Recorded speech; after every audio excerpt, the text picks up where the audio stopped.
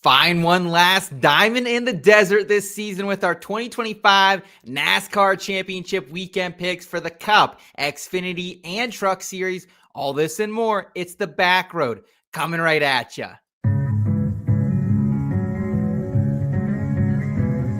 a non-points race, but it is a short race. Checker flag. That's all this race is. Two for the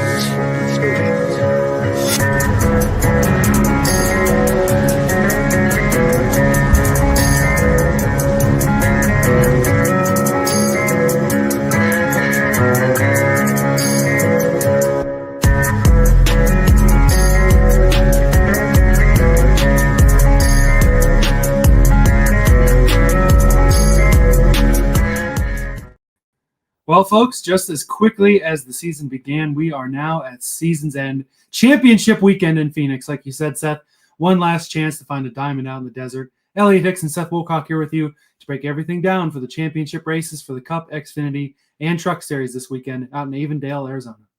Hey, Elliot, pleasure to be here with you once again. 38 weekends of racing all comes to a head right here out there in beautiful Phoenix.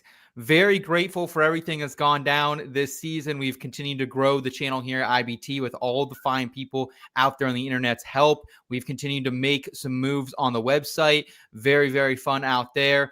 Also, the IBT Racing family, that's gone off without a hitch, and even got retweeted by Dale Jr. along the way. So many marks, so many accomplishments and milestones, and I couldn't have done it without you leading the way here as my trusty co-host and director of racing content, my friend. It really has been a heck of a year. Shout out to Rod Villagomez hopping on basically every other week. You two swapping out. Yes. It's been a lot of fun. Good to provide a lot of different perspectives here, as we'll do tonight. We'll look back in the rear view and everything that went down in the paperclip at Martinsville, break down some silly season news, and talk about the championship four for each of the series. That leads into our Horizon forecast, where we'll discuss everything there is to know about Phoenix Raceway. And then in our parking garage props, we'll give you our best bets for the Cup, Xfinity, and Truck Series races. Like you said, too, plenty of other shout-outs throughout the year. First and foremost, to that IBT Racing family that we've got going. That's our Discord chat, exclusive weekly betting model access. You've done such a great job with that this year, Seth, as well as pulling those stats from Ryan for my fantasy race. If you want to chat with all of us, you obviously have that opportunity. Gives you our full weekly betting cards, as I may or may not have already said. And entry into memorabilia giveaways. We'll have one of those in a moment. Don't forget, though, too, that with the IBT Racing family, you also get access to the IBT Football family, conversation with Seth and the football guys. I may or may not be able to start betting football soon, some NCAA regulations in there. Either way, I'm excited to keep rolling and rocking and rolling in the football family. Memorabilia giveaways over there. Full cards. Touchdown contest has been going really well over there too, Seth. Yeah, dude, it's been a blast. We had our best NFL betting week of the entire season in week 8. So peaking right at the right time, right? NASCAR kind of going by the wayside for at least a couple weeks before we get futures for 2026 out, and picking it up here, seeing the field pretty well on the NFL side and the college football side. We're going back and forth. But, you know, that's the beauty of it. And I appreciate everyone who's been hanging out there with us, asking questions, answering questions, and just taking a broad look at NFL and college football and the landscapes as they continue to shift throughout the season. And that's always how it goes. You got some ups, you got some downs. We've been up lately as well there. I mentioned about giveaways. I've been kind of ragging on you. We got to get them giveaways rolling again. We do have them rolling. We have one for the Discord and for the general audience here. For the Discord members of the IBT Racing family, the giveaway is a Michael McDowell t-shirt and autographed diecast. We drew for that just before the show. And Bob Bodner, you were our winner of the Discord IBT Racing family members. Get in touch. You and Seth have some contact info there. Throw something on the YouTube if you lost it. You are the winner of that giveaway, Bob. And for the general audience, I don't think we have it to show anybody, but Winner's Circle used to make the diecast, and they would make diecast in a bottle, basically. So it's from 2004, Kevin Harvick, when he won the Busch Series Championship at the time. Now will be known as the O'Reilly Series next year. It looks like a champagne bottle. It says on the front of it, Kevin Harvick, 2004 Busch Series champ. You have the number 21 Coast Guard Chevrolet 164 scale diecast inside of it. I got that a few months ago, specifically for a championship weekend giveaway to share the love in there. Obviously, no real champagne in there, just a diecast, but a nice little display piece. You know, you can't really see them because they're above me. I got some diecast in a bottle up there too. Neat little things. So how we're doing that, comment on this video, your picks for championship weekend. Obviously, Cup, Xfinity, Truck, if you want to throw in all three. If you want to throw in just your Cup champ pick, throw in your championship picks. Make sure you're subscribed to the channel, and we will draw for that for the next show. So cool giveaways for the general audience as well. Yeah, absolutely. And that's a reminder that not just in the live chat, but we need it in the comments down below so it sticks after the fact so we can go back. And just a quick note that we will have a program next Thursday and all throughout the offseason here, Elliot, but we will pre-record next week. I got Joey P out there over at Fantasy Pros next week, so got to do some pinch hitting on Thursday. So figure we might as well get the juices flowing early in the week while everything's fresh in our mind, and we can recap the season and Phoenix as a whole as well. Yep, just like we did last offseason, if you go back and look, we will have offseason content each and every week. Of course, a lot of those will be pre-recorded. Of course, you have holidays, Thanksgiving, Christmas, and New Year's all falling on Thursdays. So we're probably going to pre-record those, and you can watch it after some turkey or some holiday dinner and things like that. Next week will be one of those pre-recorded, but it will presumably air on Thursday. We'll keep you up to date on all the social medias if any of those air dates change. But yes, point is, we'll be here rocking and rolling all off season long, breaking down how everything went in 2025. Breaking down everything went for the teams and looking ahead to not only a big particular lawsuit in December that seems like it's coming to a head, as well as previewing the odds as soon as they drop for 2026 Daytona 500 championship odds and our wonderful season-long over-unders that we placed a bunch of that I'm excited to go over next week. It'll be a lot of fun. Shout out as well to those on the audio version, as well as Talkin' West Tennessee 101.5, 8 o'clock Saturday nights. We air over there. The links to all the fun stuff we're doing in the episode description. And yes, like I said, don't forget to like and subscribe. Comment your picks for the weekend this week. It's not just for fun. It gets you a giveaway. Cheers to one last. I got the Busch Light apple rolling. Cheers to one last race weekend with you, my man. We'll take a look back in the rear view.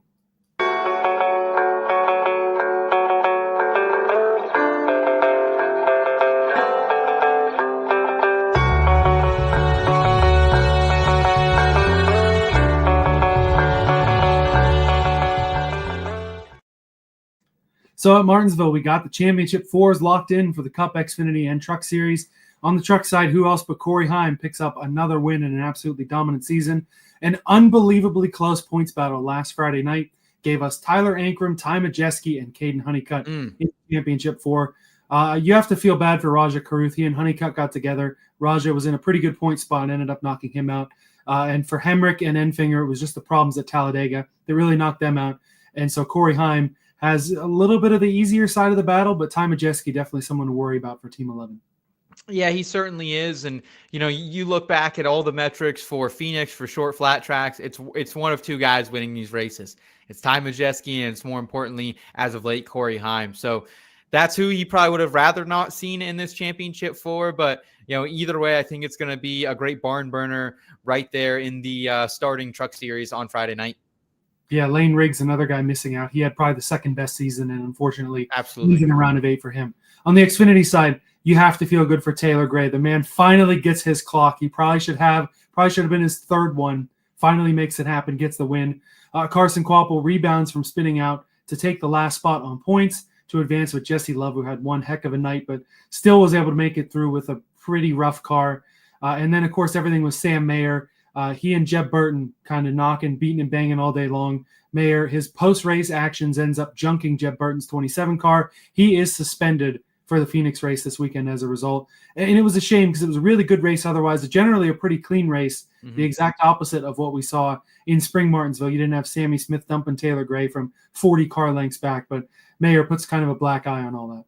Yeah, he kind of did. And this was a race, Elliot, had a lot happening on Saturday up at a former colleague of ours' wedding. So I played this one close to vest. I had no action down because I was so burned from that Spring Martinsville race that I was afraid that whether it was Sammy Smith or whether it was Old Big Country getting mixed up with someone, I was like, I don't know what's going to happen in this race towards the end of it. And very, very happy that I ended up, pulling back there because I think Sam Mayer was a guy I'd probably be looking at.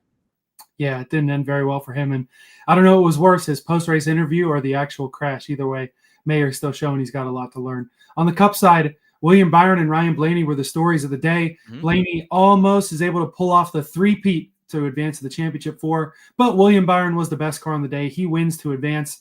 Kyle Larson, your car advancing on points to join the JGR cars of Hamlin and Briscoe in the championship four. Pretty much exactly what you can ask for William Byron. It was a round where he had really good cars all three races. Bad finishes in the first two. He didn't let that get him down. gets the clock in Martinsville and will advance to Phoenix. Yeah, and Ryan Blaney, once again, just showing so much speed there at Martinsville. Ends up getting a little loose there. Willie B gets under him, drives away, and even despite a late race restart, William Byron able to defend himself and get his ticket into the championship for us. So love to see that. Another heartbreaker for Ryan Blaney, but he's been so good at Martinsville lately. You had to think that someone had to eventually knock him off that King of the Hill position there. So that was really cool. Bad day for Joe Gibbs Racing, man. Like, Denny Hamlin had speed early. Chase Briscoe looked like a top 10 car for most of the day. They both end up blowing up, along with Riley Herbst as well.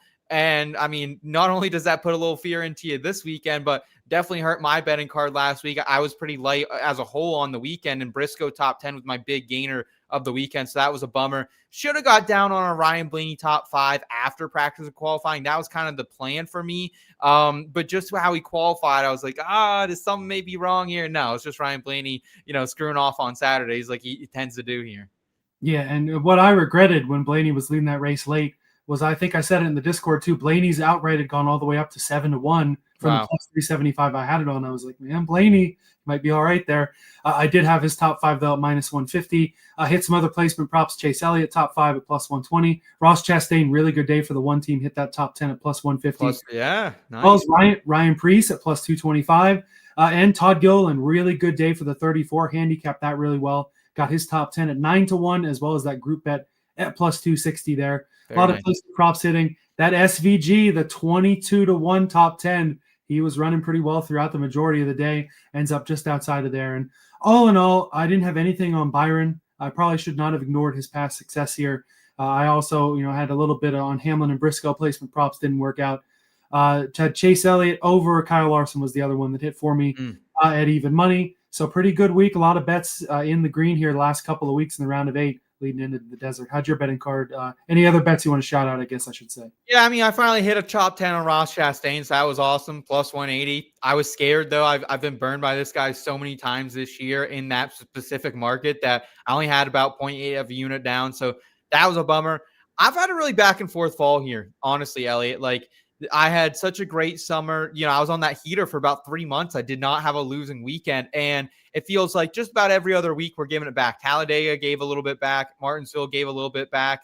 But, good at Las Vegas, great at the Roval. Kansas, not bad. Loud and all right. So it's been, a little hit or miss for me in the fall, but still up somewhere, I think, between the 45 to 60 unit mark. Not sure exactly how things end with the futures market, but very, very happy overall. So looks like Stan also checking in here as well, saying Blaney is PO'd and he doesn't have to make any Fords happy. Blaney takes the checkered flag this weekend. Shout out Stan. I think we also have a little Blaney action on the card. We'll share that with you later. And John checking in here as well, Elliot, saying let Byron be our next champion. So a little Byron love from our guy John there. And Marcus, of course, asking who everyone's pick is for Phoenix. His spoiler pick, of course, Christopher Bell.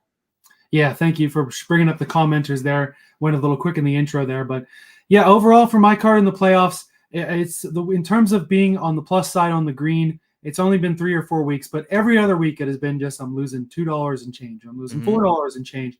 Just the smallest amounts there. So overall, handicapping the races pretty well, I feel like. I don't have a full unit breakdown for this year. That's something I'm definitely going to do next year. I'll go through my full win-loss record for the season. It's been more losses than wins, but I've had some good wins. And overall, a pretty good year company-wide when you throw in Rod's pretty impressive stats as well. Yeah, man, it's been very, very profitable.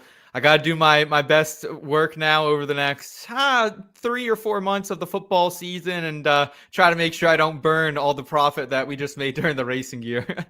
Well, hey, and as soon as stuff comes out for 2026, we'll be right on handicapping that Yes, here sir. along with you. It'll be fun to watch. So championship 4s are set. Like I said, on the Cup side, Denny Hamlin, Chase Briscoe, William Byron, Kyle Larson, Joe Gibbs Racing versus Hendrick, a 2 versus 2 showdown. It will be one of those teams' first championship in the next gen era, as Penske's taken the last 3. Hendrick's last title, 2021 with Larson. Joe Gibbs Racing, their last title. Kyle Busch, 2019. Wow. If you go back to titles without Kyle Busch for JGR, it was Busch in 19, Busch in 15. You have to go back to Tony Stewart in 2005. So we think of Joe Gibbs Racing as one of the dominant teams, but in terms of bringing home the title, this would be really big for them, I feel like, especially for Denny Hamlin. Oh, absolutely, man. I mean, to have almost nearly everything accomplished that you can in NASCAR throughout really all the series, except that championship, right, in the Cup Series. It's eluded him for a long, long time, 20 plus years. Can he get it done here? We'll talk about that a little bit later. But, also Chase Briscoe, shout out to a guy who I think you and I were both on in some sort of fashion for the futures market this year. And I think he blew out everyone's expectations. He was sitting out there multiple times. We shouted him out 20-1. I never got on it. Would love to have that ticket right now for the championship. But really good years for the Hendrick boys too. So I'm very excited to see how this plays out in a non-Team Penske finale, something we haven't seen in really the whole next-gen era. Yeah, I certainly don't want to discredit Briscoe's accomplishments as well. Really good season for him. Byron, to be his first title, he's finished third each of the last 2 years in the championship for. And Larson, a guy who, we talked about ever since he's been to Hendrick, this guy's the best driver in the series. And it's been everything but for Kyle Larson this year. You almost want to say maybe he has a chip on his shoulder. Hasn't won since May. Hasn't really been a Kyle Larson dominant year, but a guy who's still really in it and a guy who certainly wants another title. It's impressive. It's been more of the consistent Kyle Larson rather than the race-winning speed Kyle Larson like we've seen the previous couple of years, right? Some career lows, honestly, across the board when you look at his win totals this season as compared to previous next-gen years. Of course, he had that crazy year in 2021 as well where, I don't know if he hit triple-digit or double-digit wins. I believe he probably did. Yep. Yeah, so it's been down for Kyle Larson, but he finds himself right here in the mix heading to Phoenix. So he's got to be at least happy about that. Yeah, and that's a good point too. 2021, you probably had Larson driving like he had something to prove. And that's probably how he's raced in this playoffs too. Hasn't been able to have the race winning speed, but has pulled out the consistency and it got him to Phoenix there. That'll be fun to watch. Xfinity, things are a little more complicated. It was easy with Conor, Zilisch, and Justin Allgaier. They were already locked in at Martinsville. Jesse Love and Carson Kvapil qualify at the paperclip, but neither of those guys are in the Owners' Championship. You still have Austin Hill and Eric Almirola on the Owners' side, and I really think, I know I've said this leading up to it, but Hill and Almirola wanting to throwing a wrench into this Championship 4 battle, knowing that they have the owner's purse to race for. It may not be the individual driver glory, but both of these two guys are still probably going to race just like they're fighting for a championship themselves. Because even though it won't be just them getting the credit, it really is. They're fighting for the same title, and they're both guys who will do a lot to go out there and win a race. It certainly convolutes things, right? This picture gets a little bit cloudier when you have two other drivers in here as motivated, teams that are going to be putting as many resources in these cars as the championship for. And, three of those, of course, JRM cars coming out of that stable out there. And you got Jesse Love sitting here, right, with Austin Hill. So it's going to be an interesting mix. That's a race. And I don't know how you feel about it from a betting standpoint, but another one I'm kind of holding close to the vest because with Austin Hill out there lurking, with Eric Almirola willing to probably do some things to win this championship for his team that has just given him a rocket all season long, I'm a bit concerned about what could happen here in the closing laps of this race, despite me thinking I know who might be the fastest 2 or 3 cars. Yeah, you just got to factor in the chaos and the entertainment we're sure to see there, as we'll talk about when we get to the Xfinity bets later. In terms of early in the year title bets that I have that are still alive, a lot of 7-1s for me. William Byron at 7-1, Denny Hamlin at 7-1, Jesse Love at 7-1, and I did get on Conor Zilisch. I had to boost that to a plus 206 earlier in the summer there. So I already have those title bets rocking and rolling. I'm sure you have a couple laying around too. Yeah, I have only Jesse Love right now for 11-1. That's my long one. That was a preseason bet. Called him out pretty early, so haven't had the opportunity to get invested with these other guys. I had the Daniel Hemrick in the Truck Series. That was really my only championship bet I had played there. And in the Cup, I had my long shots and Chris Buescher and low Cole Custer action 300-1, and the one driver midseason I got invested with, it should have been Chase Briscoe, but ultimately it was Christopher Bell. So not a lot there left in the futures market for me, other than the Jesse Love ticket that I will desperately be trying to hedge. Yeah, I don't blame you there. Love 11-1 on your end is pretty good. I have plenty of them miss as well. I don't have them all on the top of my head, but we'll go over them next week. Like I said, the season-long bets, what we hit, what we didn't, will be a part of next week's show. On the truck side, like we talked about, Corey Heim, obviously the dominant driver there, just as Zilisch is in the Xfinity side. He gets to face Tyler Ankrum, Ty Majeski, Caden Honeycutt. And it is Heim and Majeski that are really the dominant trucks here. Majeski was fastest in the Truck Series practice that just finished up not too long ago, with the caveat that Heim didn't get to make a mock qualifying run. Yeah. He was 15th on the board. Didn't catch how good Ankrum and Honeycutt were. But they're two guys that, even with Majeski too, even though he's the defending champ, all three of these guys get to race like underdogs. Feels like all the pressure is on Heim to go get it done, when each of these three guys probably just as capable of taking home the checkered flag in the title. Yeah, I would love it if Corey Heim honestly could win this, because I don't want to get on like the soapbox that our boy Kevin Harvick was earlier this week on his happy hour program. But I feel like, I mean, I don't know if Tyler Ankrum, Ty Majeski, or Caden Honeycutt really deserve this title. It's a great run for Honeycutt, especially the story he's been on, the journey he's had this year, switching teams mid-season. That's been great. Love what Friesen is doing as a whole for their company. Ankrum been pretty disappointing this year, or Majeski been pretty disappointing this year coming off that championship run, and Ankrum kind of just the steady Eddie, the Daniel Hemrick of this series almost. So a lot of different storylines heading in. I do hope, though, this is one where we can see the dominant driver in Corey Heim pull it off. Yeah, and of course, justice obviously to a lot of people won't be served if the 10-win guys don't win the title. But, and I know everyone, NASCAR is not a stick and ball sport. I understand, but we have a playoff system. The 2007 New England Patriots, undefeated up until the Super Bowl. Not a lot of people thought the Giants had a chance to win that game. David Tyree makes a little helmet catch. They get a couple of plays and it happens. So I know people want to separate it, but I'm looking at it like, hey, it's the playoffs and a sport that I'm watching. Sometimes the dominant team is not going to get it done. And it's not any of this crap that's, oh, they didn't shine when the lights shine brightest. Sometimes you just catch a bad break. And hopefully it doesn't happen. I want all of these 12 drivers, 14 if you count the owners, guys, to go out there, have a good race, and win it on merit. I don't want any, crashing out or anything, or a blown tire to affect the championship, because that is the unfair point of it. Mm-hmm. But in any case, it's one of those, and a lot of these drivers are saying that it's really, why did I just lose my train of thought? It's not how you start, it's how you finish, we'll say. Mm-hmm. In that race, if they get it done in that race, then in that format, they deserve the championship. Well, and that's always been my argument of why we need to have playoffs in NASCAR, and why I am, if we went to a 3-round championship series, I'm okay with that too. I think that would be fine, Elliot. But at the same time, like, this is what makes sports great. These Game 7 moments, we've seen so much goodness come out of this. And, there's heartbreak. There's always going to be heartbreak. You look back at guys like Carl Edwards standing there in the rain, who'll forget him. You look at Christopher Bell blowing his brakes, almost, it felt like laps into a championship race. Denny Hamlin, all the curses he's had to go through. But when you lift that trophy at the end of the season, you go through that, makes it even a little bit more sweeter. So yeah, it's just like, your ball and stick sport. So I'm here for it for sure. Yep. Regardless how the races go, we will have champions crowned this time next week, and it'll be exciting to talk about. And it'll be even more exciting to start to look ahead to next year. A couple silly season, my little news updates for you. Colleague, their program starting to become, starting to have more light shed on their Truck Series program. Daniel Dye and Justin Haley announced as full-time drivers. They did make it official that they will, quote, pause their Xfinity program. So no Xfinity there. Not sure if Christian Eckes will drive one of those trucks. But a nice little, almost a false flag from Chris Race about a week or two ago says, I don't know if we're going to have room for Haley in the trucks, but Justin Haley going to drop down to the Truck Series there, race with Daniel Dye and Butterbean Queen.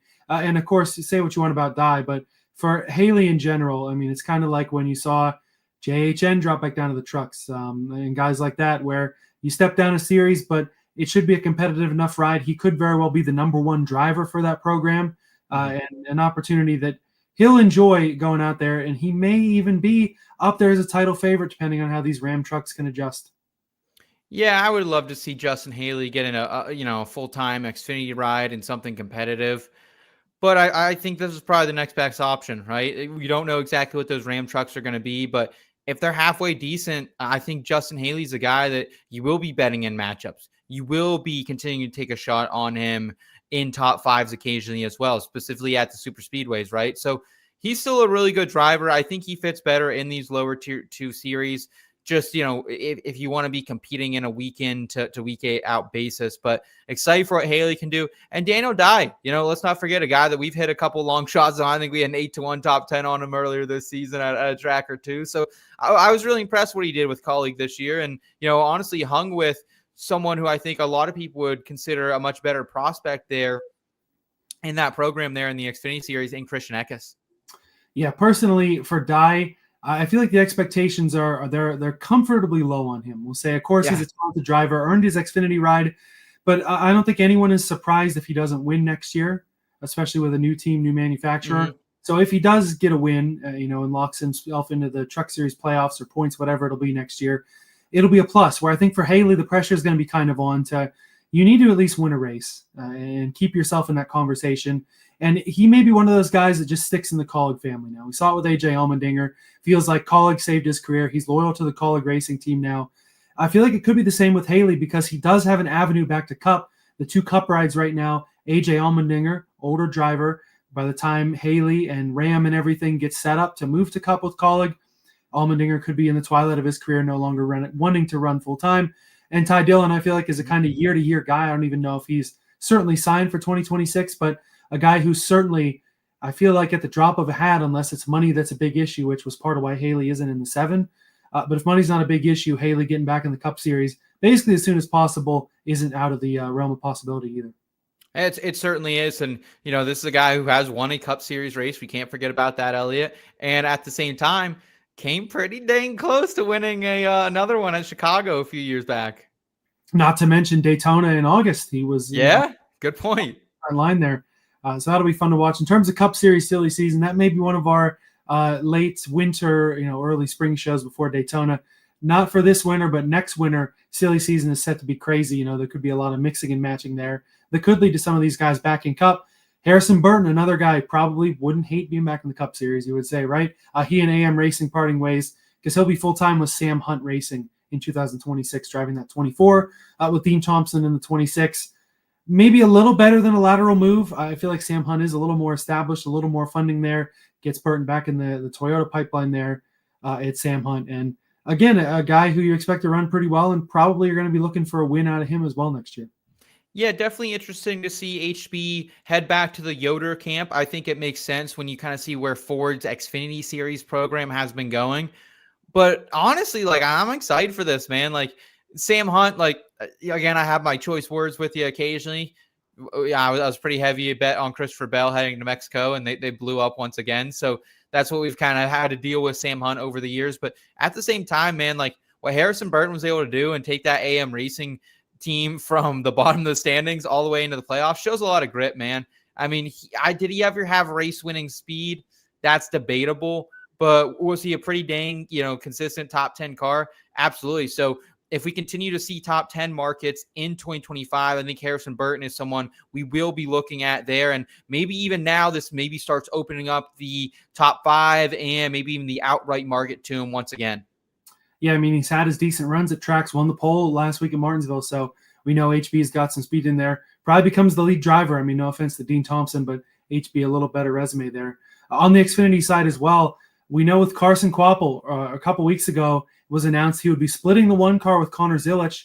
They have now worked it out to where Carson Kvapil, one way or another, will be full-time in the O'Reilly Series next year. Details to be determined, but we do know they will not all be in that one car, but all of the equipment will be JRM prep. So we've heard the rumors with Carruth, could be a Jordan Anderson car. Alpha Prime supposed to move to Ford, so maybe they're not an option. But in any case, regardless of where the races ended up, we know he's going to have JRM equipment every week, and we know that he'll run full-time. A guy who's in the championship for, it was that good playoff run that gave him this opportunity. He's a kid who should be full-time, and I'm glad that all worked out for him. Yeah, I am too, man. And it's been a season for Carson Kvapil, at least from a betting standpoint, Elliot, where a little bit disappointing here and there, right? We go back to Dover, we smash him because that's what he did the year before. And I don't know if it just wasn't always seeing the consistency out of him. We went to a road course earlier this year. This guy was beating Conor Zilisch, right? We go to other road courses, really kind of a no-show at some of those. But still, all in all, with one race to go here, 7 top 5s, 14 top 10s as well. So been consistent, hasn't led a ton of laps, but still finds himself here in the championship 4 as a rookie, which hats off to him. Hats off to his father who raised him, the entire family who has really given their life to racing. And, of course, Dale Jr. and company and Kelly over there who have put this kid in a position to succeed. I believe TJ Majors has been a big part of his development as well. So great to see this from Carson Kvapil. Glad he will once again be back with Junior Motorsports. As you said, he deserves this ride, and excited to see what's to come in 2026. He'll be someone else, hopefully, that maybe with Conor Zilisch out of the series full time, we can continue to bet him and maybe even more in those top 5 and outright markets. Yeah, you keep in mind the fact that Zilisch is out, and I believe that Eric Almirola, I don't know what his plans are, but the rumors, if you listen to Door Bumper Clear, are that ride will have a full-time driver next year to go along with the other full-timers. So that takes away a lot of wins that could be going to guys like Carson Kvapil. The kid's still learning how to race, still learning how to win, and he's got time to do that, and he'll be able to do it in good equipment, working with a good crew chief and Rodney Childers the majority of the races as well. On the truck side, Layne Riggs officially back in the 34 truck for Front Row next year. Not really a surprise, but just important to mention, because especially if another Corey Heim deserves to be full-time somewhere, if he's not, Layne Riggs probably your title favorite on the truck side next year. Yeah, I think it is. And, we talk about disappointments for the championship 4. Layne Riggs not making it, absolutely criminal. I mean, coming off a season where just wow, Elliot. Like, we knew this kid was talented. I took the over 2.5 wins this year at a pretty juiced number. And we got about halfway through the season. I was a little bit, suspect on that. Hey, where's this speed at? And it came quickly. It came mid-season. We saw it at Pocono. Great kid as well. Very grateful for him and his PR team giving us that exclusive interview at the hauler afterwards. I know that guy enjoys some good tequila now and then after those wins. So great to see that. And, 3 wins, 12 top 5s, 15 top 10s, and just 24 races. And, was definitely in the mix there in a couple other races. One that Carson Hocevar definitely got the best of him towards the end of it. So I think Layne Riggs would become the championship favorite. And I think a guy that, over under 3.5 win total next year for Layne Riggs. Let's say Corey Heim is back. Would you go the over on that? If Heim's back, maybe. I was enthusiastically giving the thumbs up. I think I'd take the over 2.5 again, but over 3.5 is tough. But Riggs, again, a kid who's still learning how to race. It'll be his 3rd full-time year in the truck series. Maybe he really does break out next year. We know the Front Row trucks are good. Chandler Smith going to be back as well in the 38, I believe. And he won a couple races this year as well. So definitely nothing to sneeze at over there at Front Row on the truck side. Yeah, they are going to continue to be really dominant here. I mean, Chandler Smith, pretty hit or miss down the stretch, opened up hot, a guy who was on an absolute heater. But this will be a team that we are continuing to talk about year in and year out in the truck series, which is great, given all the circumstances surrounding this team, specifically on the Cup side right now. Yeah, good point. They may just have to downsize the just a truck team next year. We'll have to see. Again, all wonderful stuff we can continue talking about all winter long, but we do have some races to break down. It's time to look ahead to Phoenix in the horizon forecast. Let's fire it up. Hey, Michael, it was only 20% chance of rain. I think we got all 20.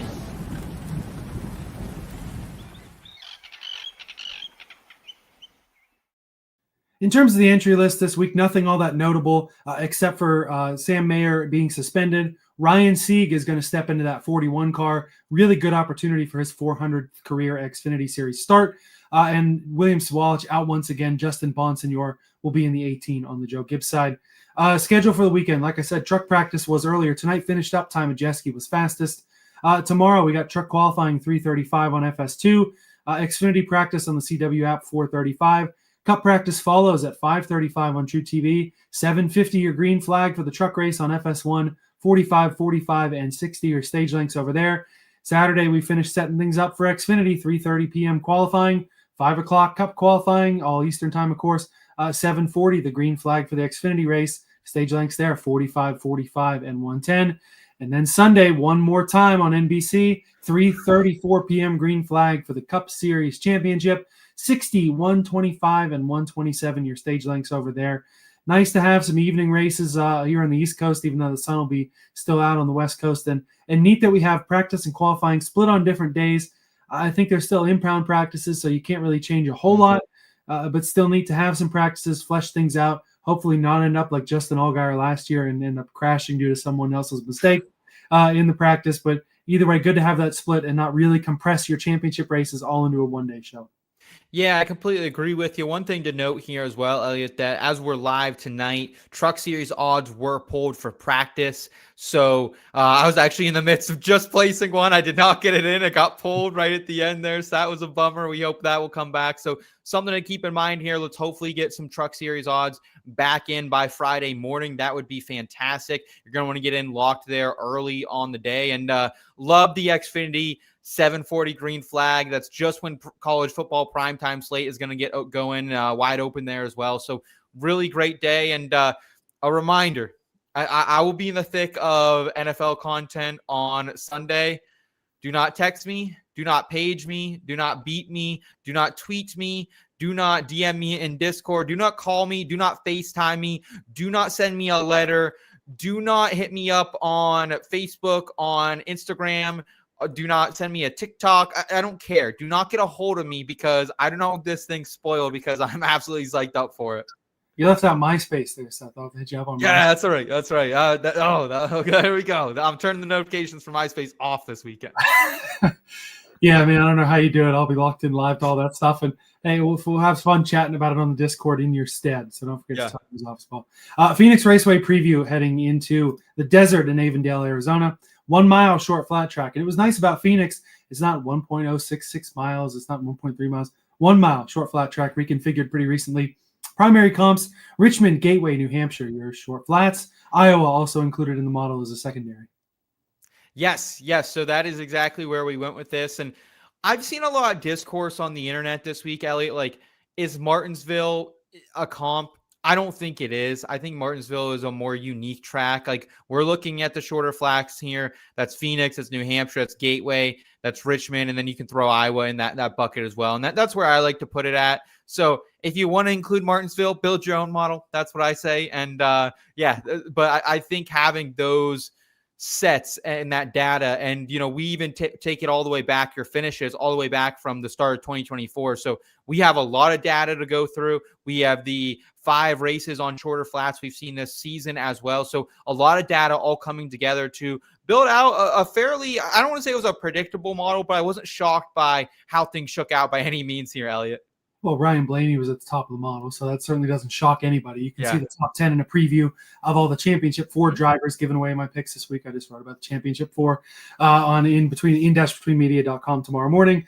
And the really cool thing, too, you mentioned about bringing last year's stats and stuff. For a lot of these comp tracks, Phoenix we've been racing at since we've been alive, Richmond for longer than that, New Hampshire also for quite a while.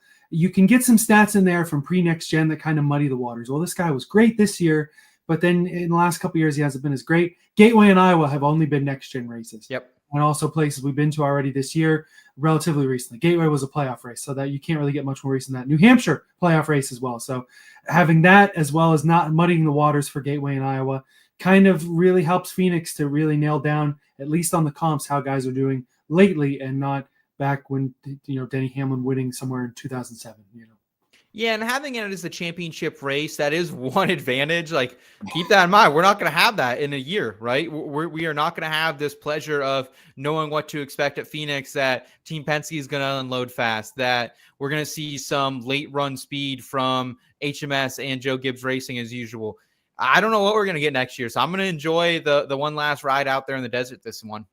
Yeah, and it really seems like the one race championship probably gone next year. Probably in January, they say. I've been listening to too much Door Bumper clearly. They're getting all the rumors, though, announce a playoff format, and we'll have it for you as soon as they do.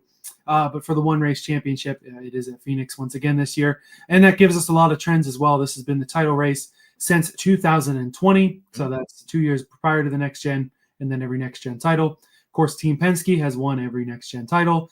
Then you had Hendrick win in 20 and 21. Qualifying at Phoenix, your average start leaders, Chase Elliott, the best among active drivers with a 6.2, Larson 7.1, Blaney 7.5. They are also 1, 2, 3 all time at Phoenix. Byron 9.2, Hamlin 9.4. Briscoe moving down a little bit to get the rest of this championship 4 in, 15th among active drivers at 17.4. Average starting position. Probably going to need to do a little better than that if he wants a chance at the title, as we'll talk about in a minute. Active pole winners here at Phoenix. Kyle Busch has 4 of them. Hamlin and Blaney have 3 apiece. Byron, Larson, and Logano with 2 career poles here. Then you have Elliott, Bowman, Keselowski, and Allmendinger with a pole apiece. All-time Hendrick Motorsports, 16 poles. Penske has 11. JGR has 8. So, of course, the championship 4 between Hendrick and JGR. Pretty likely to be one of those guys on the pole. When you get into the race, active race winners, Logano's won 4 of them here, including 2 championships. Wow. Not a factor in the championship 4 this weekend, though. Kyle Busch has 3. Another guy not in the championship 4 battle. He's trying to not have his first year where he doesn't get the double-digit top 10s. He's only at 9 this year. Would be a career low for Kyle Busch. Bell and Hamlin, a pair wins apiece here in the desert. Ross Chastain, William Byron, Chase Briscoe, Kyle Larson, and Chase Elliott, all with the win apiece. If you notice, that's every championship 4 driver has at least 1 win here. So won't be the first trip to victory lane for one of these guys if they can pull it off. Since hosting the title race in 2020, only 3 starting positions have been winners. The pole in 2021 and 22, second in 2024, and when Chastain won in 2023, he started 8th. Overall, the pole and 3rd place have won the most races here, 8 apiece. The next best is 13th with 6 wins. That's interesting. 2nd and 6th have 4 wins here. When you go to the percentages, the pole 13.8% of the time it wins here. Front row 20.7, top 5 just under 40%, top 10 just under 60% of wins coming starting near the front. All-time wins leaders, once again, Hendrick and JGR lead the way, 13 for Hendrick and 9 for Joe Gibbs. You have SHR, the defunct Stewart-Haas Racing, and RFK at 7 wins. RCR's got 6, Penske only 5. In terms of average finish, the championship 4 drivers, Hamlin is the best with a 10.6 average finish. Larson not too far behind, 10.682. Byron's is 10.8. Briscoe is outside the top 10, but as we'll talk about, he's had a couple of rough races here lately. In terms of overtime, there have been 10 Phoenix races that have gone to overtime, but none in the fall since 2016. Only 1 overtime race here in the next gen was the 2023 spring race. And as I mentioned, on the Cup side, the race winner has been the title winner each year at Phoenix, except for 2023. Ross Chastain took the checkered flag. Ryan Blaney was P2 there. So your champion is finished in the top 2 in every one of the races here for the title. And it's something that we mentioned. Chase Briscoe has had a couple of rough races here lately. Tell us a little more about that in this week's iFantasyRace.com Asterisk Mark Driver of the Week. Yes, sir. So back in the spring, we were at Phoenix, and that's when old Chase Briscoe, he's just a pup at JGR, just learning the ways of what actually having a pretty decent handling car felt like. And Briscoe, he finished 35th on that day, but we can quickly disregard that since he crashed in that race. Briscoe started P30. He made his way up to 20th by the end of stage 1, lap 60. Then he was in 16th on lap 96, continuing to make his way up through the field. But then on lap 99, he got caught up in a multi-car wreck, ending his day prematurely. So Chase Briscoe, he's lower in the model this week as well. He comes in, honestly, quite a bit lower than I was expecting here for a previous winner, all the way down at 14, kind of, in the thick of it, in the mud there. But I think he'll certainly have more speed, especially because he seemed to have found the grip and, what he has to do from a racecraft perspective with these JGR cars compared to what he was driving at SHR a year ago. Yeah, and you look at the Phoenix finishes overall for Briscoe in the next gen. Obviously won the first race there in 2022. In the next gen, had a couple of good runs, but the Asterisk Mark this past spring and last year with the dying Stewart-Haas Racing, some pretty poor runs there. Really bring that down in the model. With Briscoe this week, I'm definitely looking more at the what have you done for me lately, and it's been pretty good this playoffs. Let's go ahead and crack open the odds for the week. The parking garage props for one last time this year.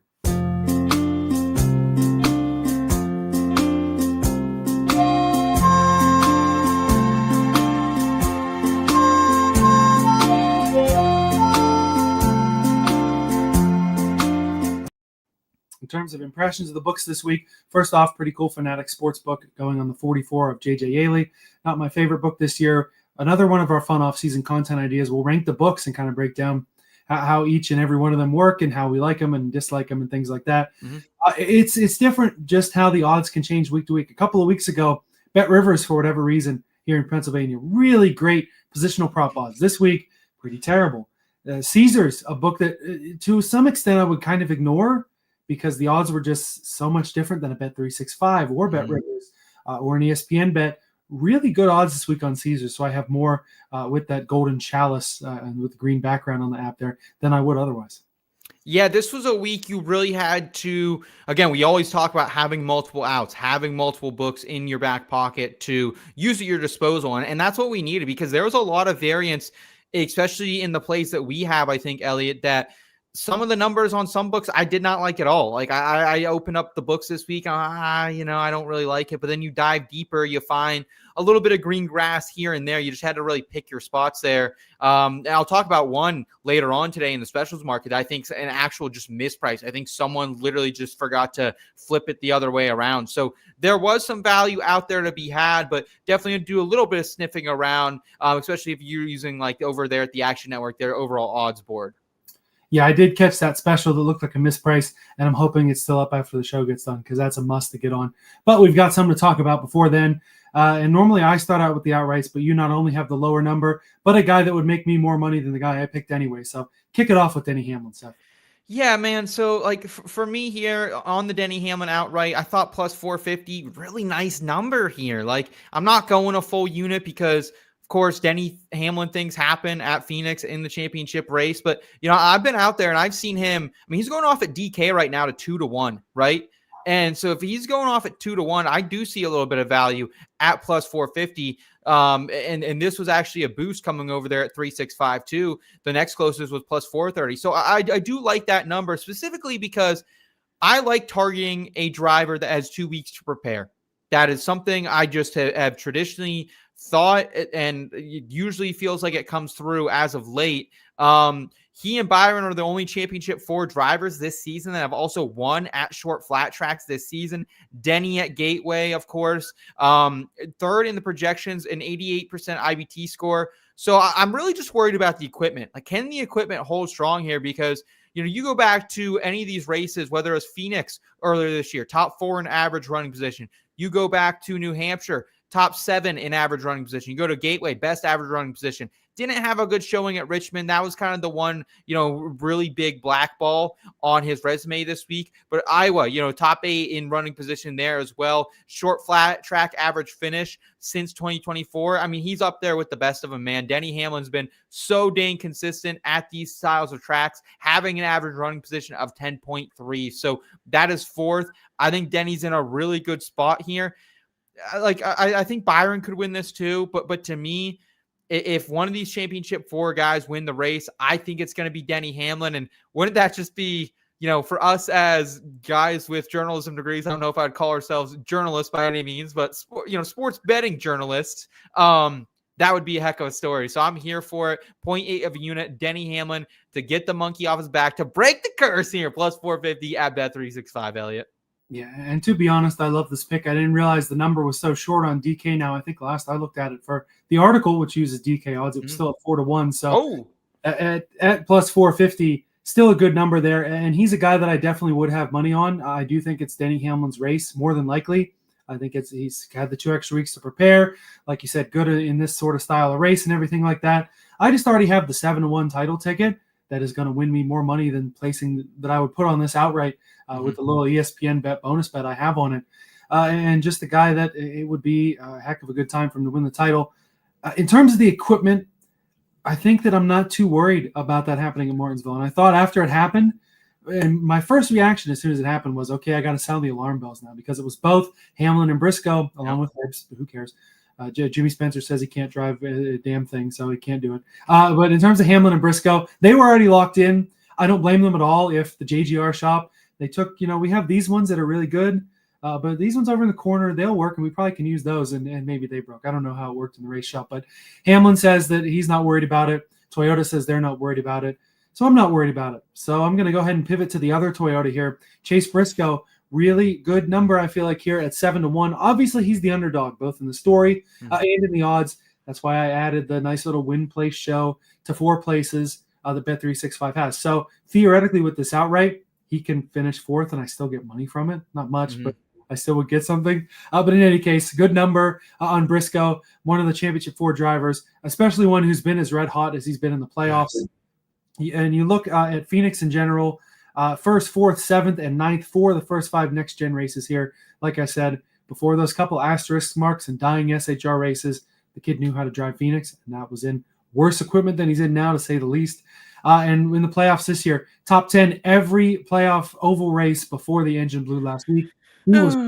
He was rivaling some of the great Jimmy Johnson years in terms of average finish in the playoffs. Obviously not going to be able to hit that now with that engine failure in the mid-30s finish. But Briscoe, definitely a guy I'm looking at here. He said all year, it'd be a great opportunity. Get me to Phoenix, get me to that last race, get me to a place I love and a car that I love driving. And it could be a heck of a weekend for Briscoe. You look at the comps as well. Iowa and Gateway, P2, both of those.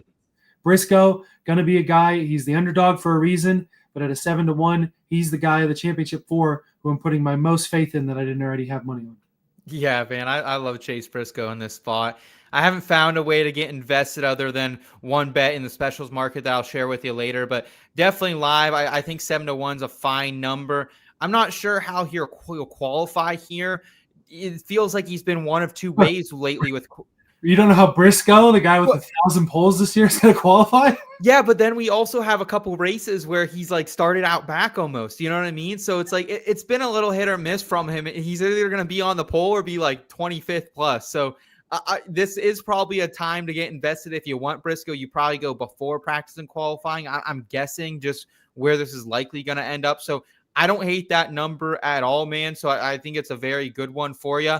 And also, don't hate our friend Lisa checking in saying Hamlin for the win and the championship. And Hunter Blazer saying Briscoe for the win and the championship. I think Briscoe wins if he can qualify good. That is, I think, going to be a big question here. And Stan saying that he got Briscoe top 5 plus 125 seems like a slam dunk. Look, I thought the top 10 last week was a slam dunk as well. Had 4.5 units on that one, Stan. So that was a little bit of a heartbreak. And Elliot, shout out to our guy Stan with the $50 super chat here saying thanks for the fantastic season, guys. Stan, thank you so much for. I mean, Stan's been a weekly listener, Elliot, I think going on 3 or 4 years. Definitely back before we ever deserved to have weekly listeners. So I appreciate that. And I appreciate the $50. It'll go right back into things as we continue to power things like giveaways and on-track coverage in 2026.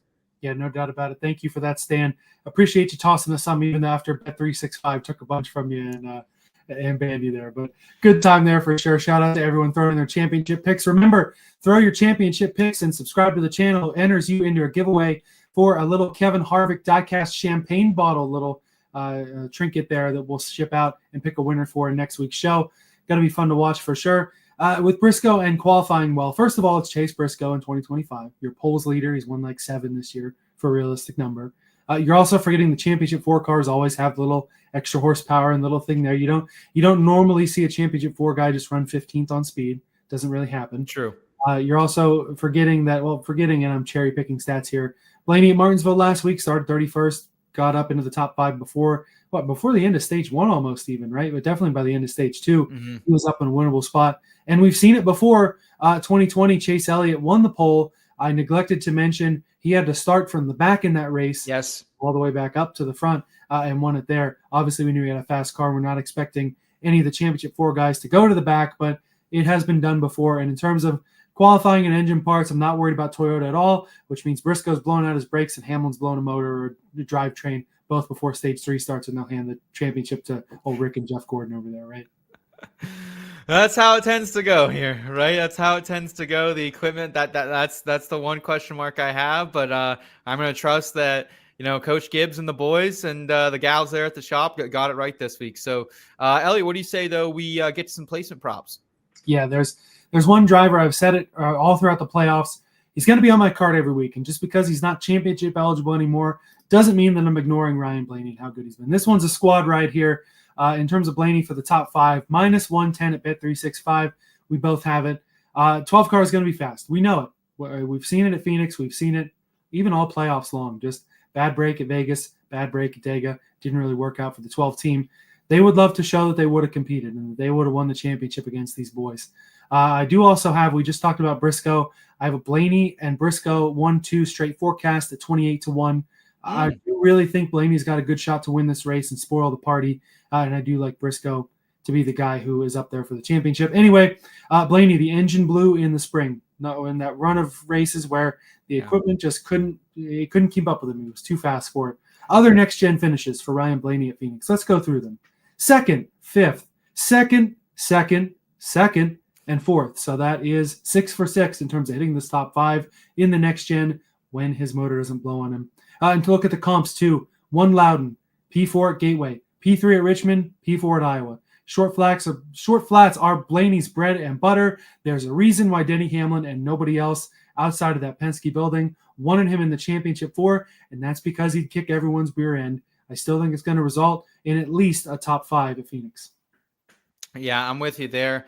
Also grabbed that -110. Thought that was a great number considering I've seen it as low at -150 at other books. So love the -110 there from Bet365. I'm down a unit and a half there. And I actually am on a double unit play over on the Ryan Blaney top Ford Elliott +110 at DraftKings. And this is a market I honestly don't invest in a ton, but when I find value there, I jump on it because Blaney, number 1 in the overall projections, also the number 1 Ford, by no mistake in the projections as well, a 13% grade difference between him and the next Ford, which is Joey Logano. Top 5, as you mentioned, in 6 out of 7 Phoenix races here, and was running there in the spring before he blew up. And I really think that getting this top Ford number at plus money at DraftKings is a really fine deal when you've seen it for as low as -120 elsewhere. So it's really him. It's Logano. I guess you could throw Josh Berry in the mix of maybe a Ford that could run somewhat well here. But the only time that Joey has beaten Ryan Blaney at Phoenix was in a championship race that Logano was a part of that active championship for. He is not. This spring was the other time when Blaney blew up that Logano beat him here. I think Logano not being in the championship, it kind of takes him down a peg here. And I just want the top Ford coverage in case, hey, we got 4 championship Ford drivers. We have Christopher Bell, who's really good at these tracks as well. So in case Blaney just gets a P6 or something, I want to have the plus money top Ford here, especially considering that Ryan Blaney has beaten Joey Logano at every short flat track this season except for Phoenix when he DQ'd. Yeah, I love this at plus money. The reason why I wasn't really on this or any of the top manufacturer was because the odds for the guys most likely to get it were not that good. But at plus 110, I like it a lot for Blaney. He's a guy that is definitely going to contend in this one. I have a couple of top 10 shout-outs as well from guys who I expect to run up front. First off, Ross Chastain, plus 125 over on Bet365. Another one where the number was in minus money at some books. I was drinking some juice. I'm not drinking any juice here. I'll drink some Busch Light. I'm not drinking some juice, though. I also have matchups for Chastain over Logano and over Reddick at plus 120.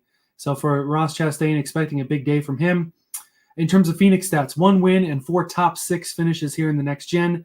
I'm fully expecting a lot of teams to be in that early vacation mode. Ross Chastain is not a guy who knows what vacation mode means. It's never happened for him. From the Hail Melon to winning it when he's not in the championship 4. Ross Chastain and backing down, or it's an oxymoron. It doesn't happen. Top 11 finishes on 3 of the 4 comps this year for Chastain, including at Spring Phoenix, includes a P9 at, I think it was either Iowa or Gateway. I don't have it in front of me. Chastain, a cat, I almost kind of forgot in race that I had the top 10 on him. He runs top 5 most of the day. I think he ends up 4th, definitely with a top 5 finish there. Again, Chastain, a guy, he's not going to give up. He's not going to go to early vacation mode. It wasn't the year that he wanted a course, getting knocked out in that Roval race, but a guy that is not going to back down for sure.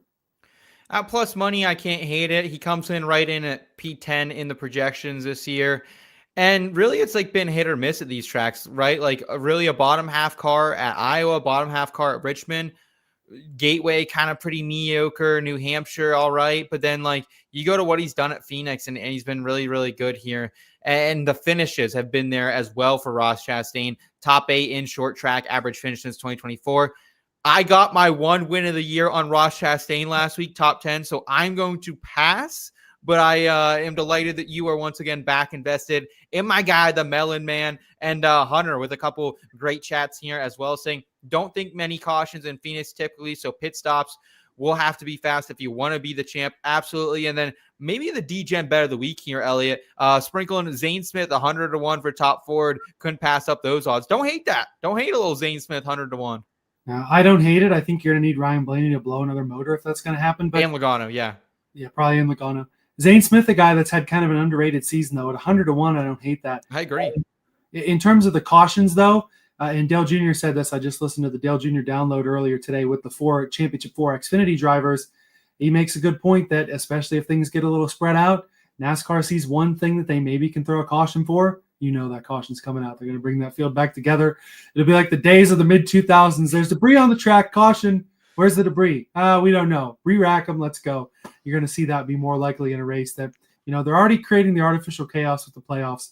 They're going to create the artificial. Hey, dog, we heard you liked artificial chaos. So we're going to bring more artificial chaos to your artificial chaos. Throw a caution with 30 to go because a little tiny, the cap of SVG's water bottle fell out onto the ground. And, let's say they make those out of titanium steel that'll puncture a tire in New Zealand. So it doesn't work. Anyway, enough of the soapbox here. My other top 10, Ryan Preece plus 350 at ESPN Bet. Fairly solid season this year for the 60 team. Probably, other than not winning a race, honestly above expectations for what I expected from Preece in the third RFK team this year. 3 top 15s at Phoenix, which I know doesn't sound great, but you look at the equipment he's been in, top 15s, I don't hate it. That includes a P15 and 34 laps led in the spring here. It was helped with option tire strategy, which we will not have this weekend. I hope no more artificial chaos there. But overall, fairly decent results. You look at 3 of the last 4 races, P6, P9, P6. Preece on a pretty good run here to end the year. On the comps, fairly solid as well. P5 at Iowa, P13 at Gateway, P14 at Loudon. The only one that worries me is Richmond because both he and Buescher completely missed the mark, totally killed their chances of pointing their way into the playoffs, which if they didn't have such a bad Richmond, they would have, because a certain number 48 didn't do well enough to get in on points, except for those crashes there in a repeat winner. But anyway, this year, like I said, for the 60, career best in top 5s and top 10s for Preece. Other than not winning a race, really good season for them. They're going to look to end it on a high note, maybe even spoil that top 4 party. I'll have to look at what Preece's odds are for that. Yeah, I don't hate Ryan Preece this week, man. Really great season for him. We'll have our NASCAR award show out for y'all next week, and Ryan Preece certainly will be on that list because what a great season for him and RFK as a whole. No wins for the organization. I think they wanted to put, some cars in the playoffs, but just to see, what this third team was able to do and come in here on short notice, almost, it felt like a little bit on the lease charter. Great stuff, and excited for him to hopefully continue to round out a season strong here at Phoenix. Yeah, RFK going to be one of the more surprising, or interesting teams to follow next year. This year I had the under 2.5 wins season long. That obviously is going to cash. They haven't won it all yet. Obviously, they're winning all 3 of their cars to go to victory lane next year. But again, we'll talk more about that the next couple of weeks. Moving to matchups this week now. So matchups on the Championship 4 guys. We've already talked a lot about them, so I'll go ahead and rip off those. Byron versus Hamlin. I'm going Willie B at plus 120 on Bet365. I honestly think Byron has the momentum here. Hamlin, this is almost the inverse argument of you win Vegas and you have extra time to prepare. That means you laid back while Byron came real close to winning Vegas. He was probably the best car. Ty Dillon happened, crashes there. Yeah. Going to have a top 5 run at Talladega. Hocevar happens, finishes 26. He gets spun in the last corner. He puts out those asterisks, gets the win at Martinsville. He's in, and he gets himself in there. And this also kind of gives me some Hamlin choker insurance. We know he's the eternal choker. If you have a little bit of that start to creep back in, maybe NASCAR you talk about those phantom cautions. Maybe they don't want to see Denny Hamlin win the championship. I don't want to go full tinfoil hat here. This is just insurance on Byron having momentum and Denny Hamlin being the eternal choker. In terms of the other 2, I'm going to flip it and go the JGR over the Hendrick. Chase Briscoe over Kyle Larson at plus 120 on BetMGM. I'm just kind of disappointed that I took the Larson does not make the Championship 4 bet at plus 135. Didn't end up working out, but came about as close as it could.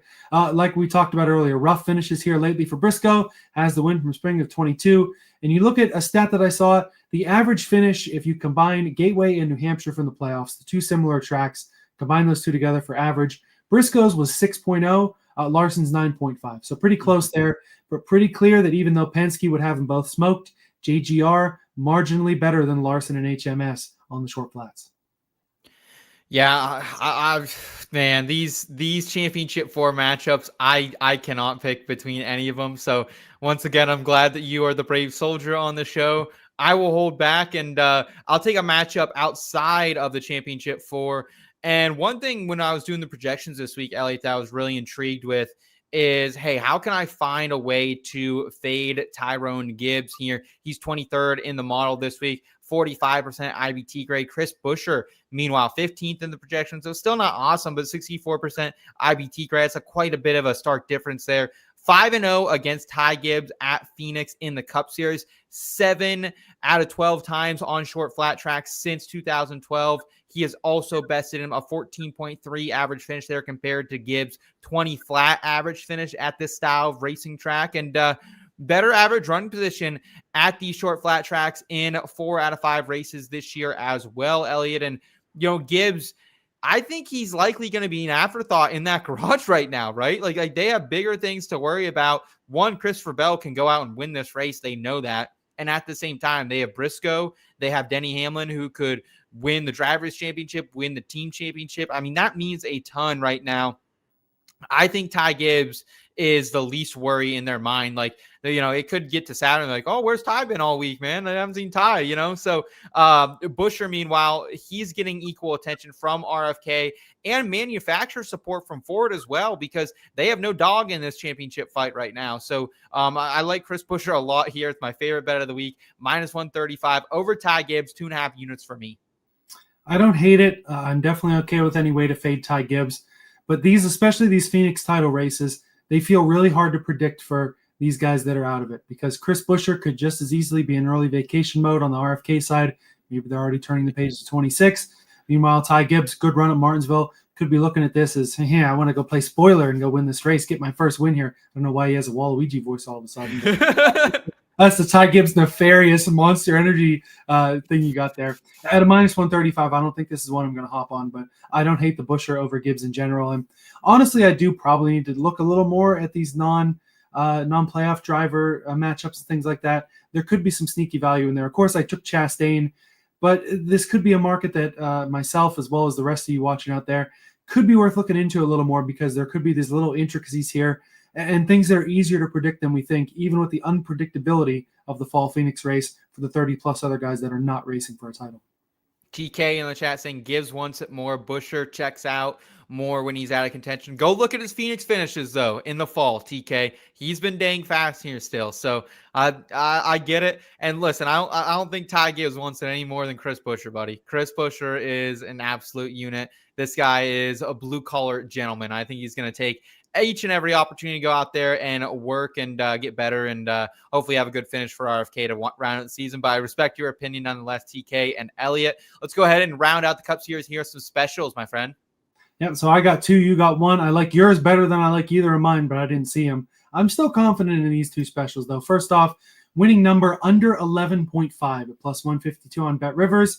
This gives me half the championship for. It gives me Hamlin, gives me Larson, 2 guys that, even though I didn't have extra money on them particularly, it gives me both of them in case they win. They're obviously going to be favorites. Also gives me 2 possible spoilers, the 1 car of Chastain and the 9 car of Elliott, plus a couple of major upset possibilities, just in case Cindric, Keselowski, or Busch, they can all, in some universe, potentially win this race too. But in terms of the 4 guys, like I said, Hamlin, Larson, Chastain, Elliott, none of those 4 winning would surprise me. They all have Phoenix wins. Winning number under 11.5 +152. I enjoy that, but man, we got to give the roulette wheel a spin for your misprice out here that I need to get on in about 10 minutes.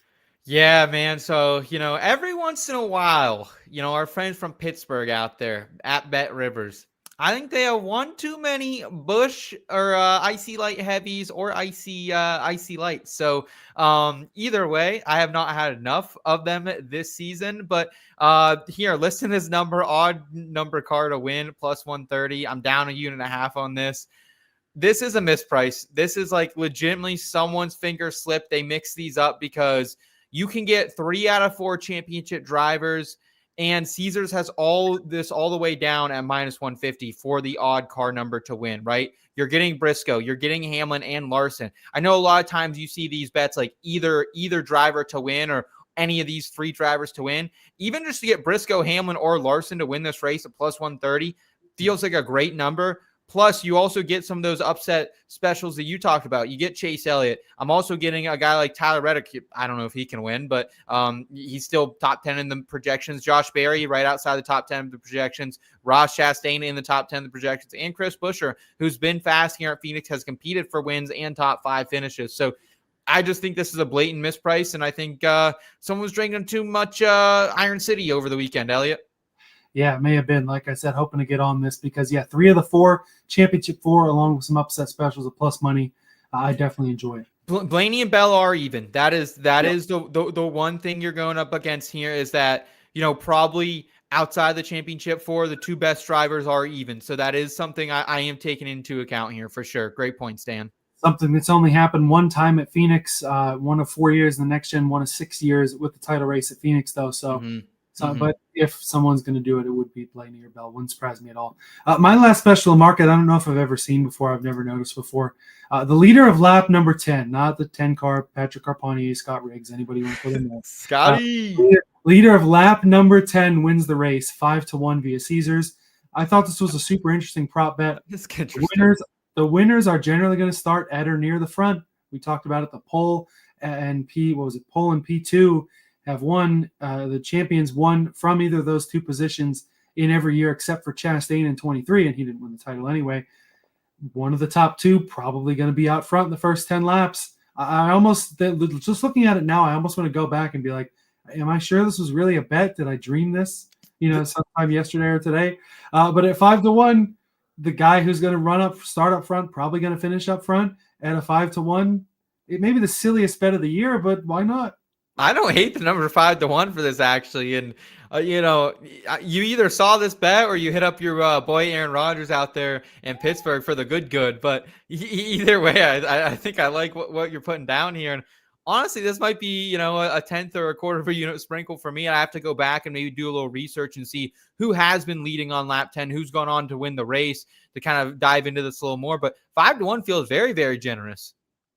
Yeah, it was a little odd. I'll go back and confirm and put it in Discord, make sure it was real. That's it on the Cup side. We got a couple Xfinity and Truck Series bets. Seth, I'll roll off to start with your outright as well. Yeah, so for me, I'm just correcting my mistakes of last year. I was all in on Cole Custer in the futures market, and I didn't hedge in the championship race. So I'm hedging. I have a 1.5 unit bet right now on Jesse Love. I placed back in the preseason 11-1 to win the championship. So for me, I think there's no better way to do it than hedge with his best friend, a kid who has won 10 races as a rookie, set the Xfinity Series record. Conor Zilisch started here. He's plus 250. He started 4th here in the spring. Much more raw driver at that point, right? I think we can all admit that. Finished stage 1 in 4th, end up not having a great day to finish things off. But by the time we got to the next shorter flat track, Iowa, he started 4th and he led 62 laps that day. Fast forward again to the latest short flat track for the Xfinity Series, Gateway, in September. He started on the pole. He won stage 1.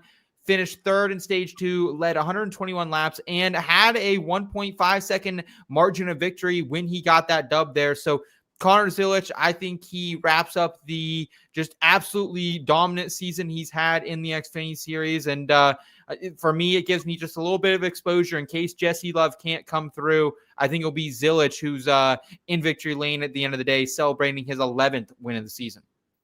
Don't hate this at all. Clearly the favorite. I kind of hope the kid wins. Just the same situation as Hamlin. I already have the plus 206 title bet. I'd rather spend my money elsewhere in terms of direct Phoenix week bets. And you got to factor in mind, you got the championship 4, but you got some evil sources out there, some drivers that'll do anything to win. I'm looking at my outright, and I'm looking at Eric Almirola, new Young Life paint scheme. They're excited out there. If you notice, I don't know if this was the same reason, but Denny Hamlin's progressive scheme, also a little different this week. You touch up the paint schemes a little bit. Sometimes it can affect how things look in those templates for inspection. You try and get every little thing you can out of these cars. Maybe this is why the car looks different this week. Almirola plus 450 on BetRivers for the outright. Also have a straight forecast. Almirola first. Allgaier second at 9-1 on Caesars. We know what this cat will do for a win at Phoenix, even when there's not as much on the line. You want to talk about top 5 heartbreaking moments on the year in terms of my fandom. I don't remember if I had any money on Bowman, but man, it was kind of nice to see your guy win a race. And Almirola, the cat, will do anything to win one, including shove a guy in the fence on the last lap. Yeah. Anyway, still able to get the win, so it doesn't matter. Last 2 races here has that win, and then a P3 in the race before that. Cup Series, not too shabby here either during his career. 2 top 5s, 7 top 10s on the Cup side. For Almirola this season, 3 wins on the Xfinity side, 2 coming in the playoffs. I know that he cherry-picked his schedule. He runs the tracks that he wants to run, and obviously he's going to run well at them because that's probably why he likes them. But if you look at his schedule this year, the non-super speedway ovals, so that's already cutting out 2 things, when not getting Austin Hill. So obviously Indianapolis killed his day there. Non-super speedway ovals, when not getting Austin Hill, 7 straight top 10s, 10 of 11 top 10 finishes. The other was 13th. I know a top 10 isn't going to do him very well, but he's just as motivated to go and win the Owners' Championship as any of these guys are to win the Drivers' Championship. We know the car is going to be fast. We know JGR is good here. I'm not putting it past Joe Gibbs to take the Xfinity Owners title and that Cup Owners and Drivers title as well. Almirola, I don't know really look at the hill odds because I just think it's going to be Almirola, Zilisch, and Allgaier are going to be your 3 running up front all night. Yeah, I think so too. I think that's really where this race is going to go. And, maybe someone in one of those RCR cars can have a little bit of speed. But, yeah, I trust Eric Almirola. Like, man, he's another guy. Like, I had a great season betting Eric Almirola, arguably my most profitable bet driver in 2024. And this year, I was on him at Indy when he got Austin Hill. So, I just feel like I haven't found that groove back with him. But he's been good. Was fast last week again at DeVille, so expect him to be fast here. Let's go ahead, though, Ellie. Let's close things out with the Truck Series Championship race. Once again, I'll leave it to your outright because you are once again going with the favorites. Can't argue with you, but let's go ahead and hear the Corey Heim case. Yeah, Corey Heim outright minus 105, 2.5 units down for me. And one of the most dominant Truck Series seasons ever in history. 11 wins, 18 top 5s, 20 top 10s in just 24 races. And I'd argue he could have probably another, 2, 3, 4 wins, if not some bad luck coming his way. That's what he has to avoid here is bad luck. He won both the short, flatter tracks we've seen earlier this season, led 75 laps after starting on the pole at Richmond, won that race, then pulled it again and led 124 out of, I think, about 174, 175 laps at Loudon. So Corey Heim, as long as there's no effery, as we like to call it, should certainly be in the mix, and I think he will, especially with who's in the championship for here, right? I think he should certainly come out. He's minus 200 to win the championship, so I think this is the way you have to go with Heim. You can't bet him for a top 3. You can't bet him in matchups. There's no other way to get invested. I'm going on the outright minus 105 to get it done and get it started on Friday. Yeah, to some extent, Corey Heim did get a pretty dream championship for. Do you remember what happened to him at Pocono? Because I was looking at Heim's stats. He was 25th at Pocono and has not been outside the top. Literally hasn't been outside the top 3 since. I don't remember. Gas got wrecked or what happened to him. I honestly can't remember. I honestly cannot remember how Layne Riggs won that race. It feels like a bit of a blur right now. You were up in the booth. I was on pit road, so I can understand how I might have missed something, but I don't remember how he ended up outside of the top 20 there. But that's one of those races that very well, I don't know if anyone can jog our memory in the comments, but one of those he very well could have won also. Mm-hmm. Yeah, absolutely. I'm going to go the other way, though. The one guy that Heim didn't want to see, I mean, even outside of Riggs, the one guy he didn't want to see is Ty Majeski. Majeski sneaks in, going Majeski over Heim at plus 167 and taking the outright on the number 98 truck. Yeah. 4-1. Majeski, great on the short flats throughout his career. Dominated that Richmond race that Heim won. Came back to finish second, even with a crashed car. Shout out Matt Crafton for killing what was a heck of a Majeski outright bet that I had that week. Thankfully, it's not his top 5, though. Last year, won this race running away, led 132 laps, led 48 laps in this race in 2023. And like I said, though, Heim, obviously great season. It's been Heim time all year. It has, since that race at Pocono, 7 wins and top 3 in every race, 11 total on the year for him. Maybe Phoenix is his kryptonite, though. P7, P18, P2 for Heim. Obviously gotten some effery with Carson Hocevar and then straight up beat by Majeski last year. Could be his kryptonite. And again, you look at practice, they said that Heim had a tire going down, was not able to make a mock qualifying run, but he was 15th fastest in practice. 98 truck, fastest truck in practice. The one guy Heim didn't want to see is Majeski. And as much as a guy who wins 11 races, dominates, it deserves to win a title. That 17-0 Patriots team does not always win the title. Ty Majeski, he's the man. Yeah. I don't like seeing those results from practice. Honestly, it's not what I wanted to hear. But yeah, Ty Majeski deserves it. And yeah, I think if you are betting the Majeski over Heim, just give me the Ty Majeski outright, right? I think that would kind of be the play here for me.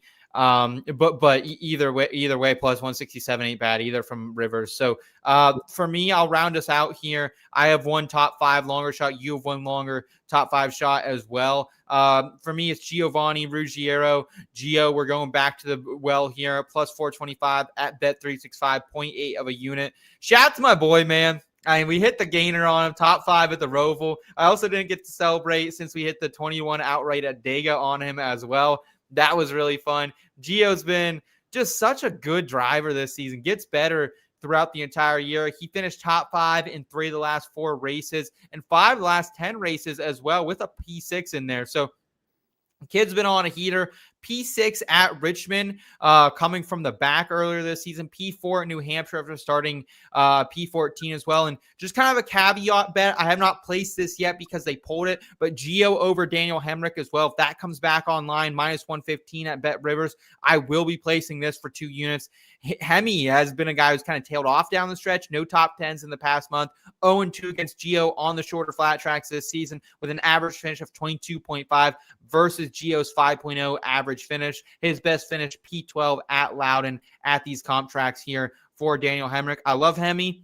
We had the championship bet on him. We had the absolute gainer plus money bet on both him and Enfinger to finish top 10 in the standings. That came through for us. I am fading him here, though, in the finale against a guy who you talk about guys we're going to be circling for maybe some 2026 futures, Gio Ruggiero, specifically if he's back in this JBL truck once again. Yeah, if he's back at Tricon, we know the trucks are good. We know the kid is good this year. It's really come into his own. Started off with I think a P2 run after the DQ at Daytona of Kligerman. Runs pretty well there. Has had some bright moments. Gets the win at Talladega. And a kid who, give me a little 15-1, 20-1 title ticket if he's back in this truck next year. I'm very interested. I think it's shorter than that, right? Is it shorter than that? It probably would be. It might even get back. It depends. It depends on who all is in there. And as soon as we get him, we'll show you. Another kid, Brent Crews, has really impressed me in his last few starts here. I'm taking his top 5 at 5-1. This was the first bet that I thought of this week before the markets were even out. I literally have a note in my phone for Thursday at noon. Don't forget to bet on Brent Crews in the truck race. Love it. I got the top 5 at 5-1. Last 2 starts, P2 at the Roval, P4 at Martinsville. He was in position to win both of those races, but some things didn't go his way. 56 and 53 laps led, respectively, in those races.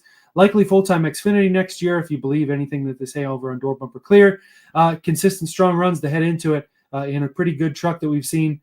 He's a young kid, younger than Gio, I think, but a guy who has a bright future. He's in a good truck, and a kid who, again, he's too young to even really know what racing for a championship in the top 3 series of NASCAR really means. He'll go up there and mix it up. He's not going to get in anybody's way, but definitely going to be fast enough that this top 5, I think, is going to be a fun sweat all night long.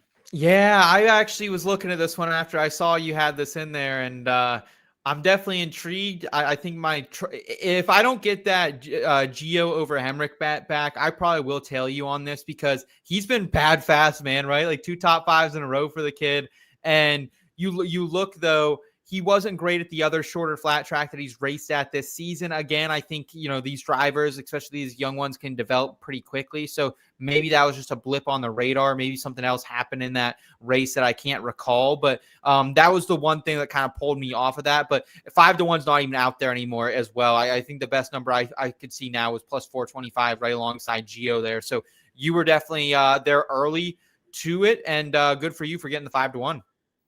I didn't think I was that early. It was just a couple hours ago I put it in, but well, it's gone now. We'll certainly take it though. Just as that's a good motto for the whole year. We'll take it, but it's been better than that. I can't downplay that at all. It's been a really fun year here on the back road. Of course, we'll be with you all winter long, and there's always plenty of great things going on in between media stuff. Oh, yeah, man. We are so action-packed right now. If you guys are into NFL betting, we got you covered over there on the IBT podcast every week. Also, your fantasy football advice. We got college football betting on the website as well. Hoping to eventually add some more YouTube college football content as we continue to grow the team. If you're into making money from betting entertainment odds, we got you covered there. Popcorn Root Beer as well right here on the YouTube channel. Steve, Trash Sandwiches, Jake, they've been tearing it up over there. They're betting Rotten Tomato scores for the November blockbusters earlier this week, so make sure you're checking out that episode. Are there bets on that? That's really cool. Oh yeah. We got to get Pennsylvania to legalize these markets, man. We got to jump in on this. Hey, they're out there in the prediction markets like Kalshi that really anyone can get invested with. So so much goodness happened there. Of course, we'll have some PGA content coming back around the corner once we get to the new year as well. But all good vibes all the time here. The NASCAR racing family over there at the IBT family on the website. You can get invested if you want to join the community there. You're going to get access to all the good stuff we have in the Discord chatting with us, the betting model that's been absolutely rock solid. But Elliot, as you mentioned, such a fun season. Excited to get into the off-season content as well, and we just keep rolling here. And we're very lucky to have everyone who rides with us each and every single week and listen to us talk about NASCAR betting. One of the things I love the most in this, just absolutely beautiful country we have that is free, and so happy and blessed to live here and continue to betting on the sport we love, man, with you and Rod and the entire gang here in the chat. That closes the book on the 2025 NASCAR season. Thanks to everyone all year for rocking and rolling down the back road with us. We will be here all winter to talk to you about all the latest happenings and news in the Cup Series, break down the season, and get you ready for 2026. But for now, thanks for rolling with us. Best of luck at Phoenix. Let's go crown some champions, hit some tickets, and we'll see you next time on the back road.